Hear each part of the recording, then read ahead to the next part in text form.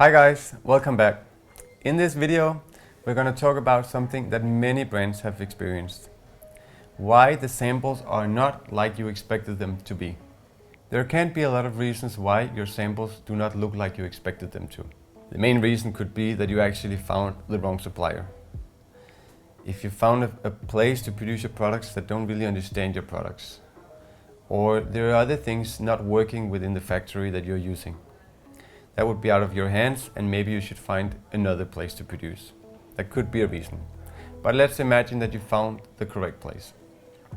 Then one very important thing is that what you deliver to the factory, the tech pack, that would be your design, the specifications for how they should do your sample. If that's not good enough, if they don't know how to make your sample, there might be a big chance that they will not look exactly like you expect them to. So do a lot of work, do a lot of research, figure out how you should do a tech pack or how you should design your products and describe them so the factory have no doubts about how to do the samples. In the end, it's your responsibility to give the factory a good blueprint, a good description of what you want.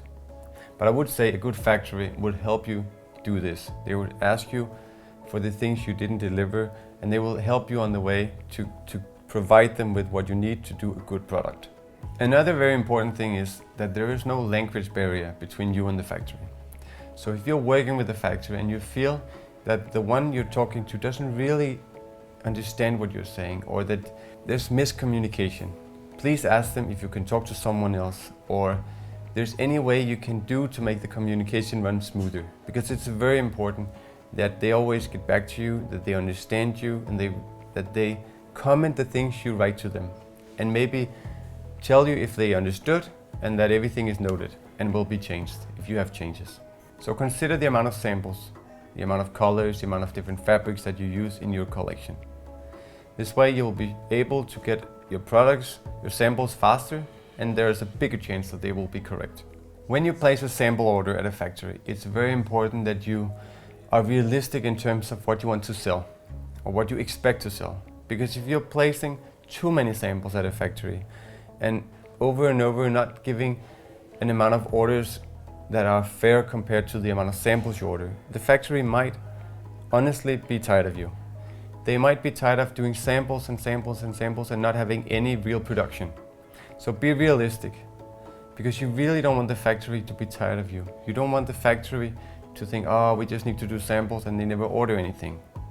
Also, if you push your factory too much and they don't have enough time, they might cut all your samples the same way. That means that they will take all your colors and all your fabrics and put on top of each other and maybe cut them at the same time.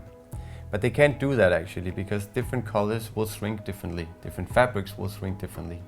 So you would actually have to cut each color and each fabric separately with their own measurements to make all the products look the same after wash. You really want to avoid this, and I'm not saying that all factories do that. But once in a while you can be unlucky that the factory, if they feel that you push them too much, that they will do like that, because they think that it's more important for you to get the samples really fast than it is to get a perfect sample. And it's not because they don't want to do a nice product. It's because sometimes they think that samples are not that important.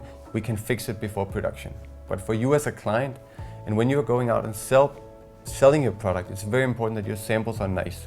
So explain to the factory, my samples need to be perfect, because that will make my orders much bigger. So give the factory time, make sure they cut everything correctly. That's the way to avoid that they will change in sizes once you get your samples.